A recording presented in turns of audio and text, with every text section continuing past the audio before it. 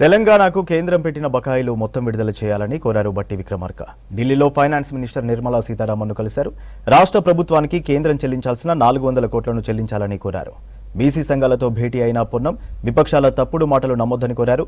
ఢిల్లీలో ఓటమిపై స్పందించిన మంత్రులు తిరిగి అధికారంలోకి వస్తామని ధీమా వ్యక్తం చేశారు.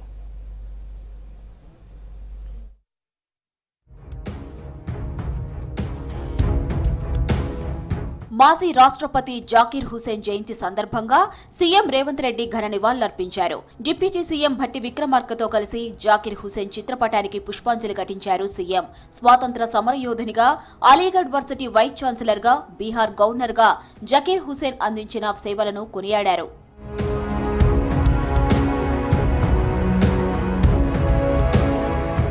ఢిల్లీలో కేంద్ర ఆర్థిక మంత్రి నిర్మలా సీతారామన్ను కలిశారు డిప్యూటీ సీఎం భట్టి విక్రమార్క.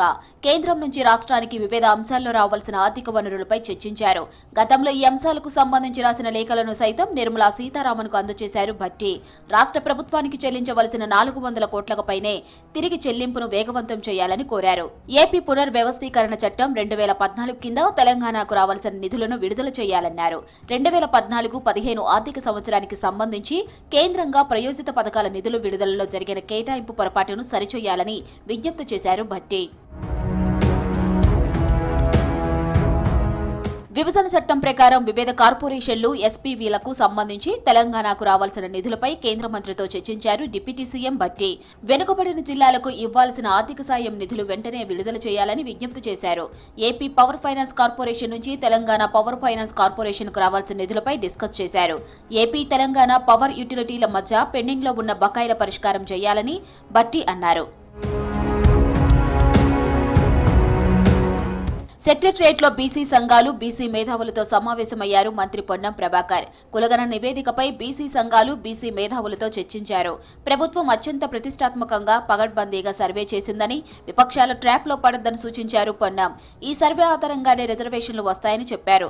కార్యక్రమంలో బీసీ కమిషన్ చైర్మన్ నిరంజన్, సభ్యులు ఎంపీ సురేష్ సెట్కార్, ఎమ్మెల్యేలు, బీసీ సంఘాల నేతలు హాజరయ్యారు.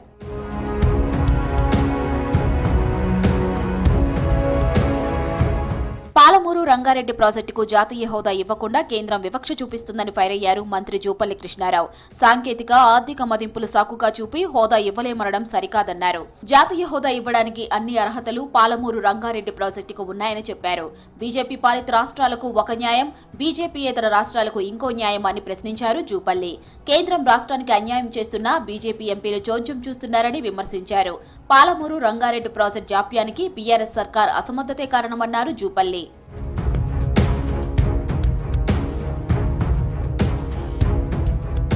తెలంగాణలో బీజేపీ ఎన్నటికీ అధికారంలోకి రాదన్నారు పీసీసీ చీఫ్ మహేష్ కుమార్ గౌడ్. ఢిల్లీ ఫలితాలను చూసి ఆ పార్టీ నేతలు అమితానందం పొందుతున్నారని విమర్శించారు. కేటీఆర్ పరిస్థితి విచిత్రంగా ఉందన్నారు మహేష్ కుమార్ గౌడ్. బీజేపీ నాయకులు అమితానంద పడుతూ ఉన్నారు. ఢిల్లీలో జరిగిన ఎన్నికల్ని తెలంగాణతో పోలుస్తా ఉన్నారు. తెలంగాణ రాజకీయ రంగంలో ఎప్పటికి కూడా బీజేపీ అధికారంలోకి వచ్చేటువంటి అవకాశమే లేదు.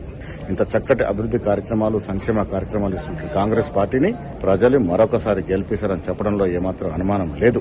బీజేపీ నాయకులు కంటున్నట్టు పగటి కలలుగానే మిగిలిపోయే అవకాశం ఉంది. ఇక కేటీఆర్ పరిస్థితి బీజేపీని అభినందించలేక లోపట ఆనందపడుతూ ఆయనకాయన ఊహాలోకంలో మాట్లాడుతూ ఉన్నాడు. కాంగ్రెస్ పార్టీకి గెలుపోటములు కొత్త కాదన్నారు మంత్రి కోమటిరెడ్డి వెంకటరెడ్డి.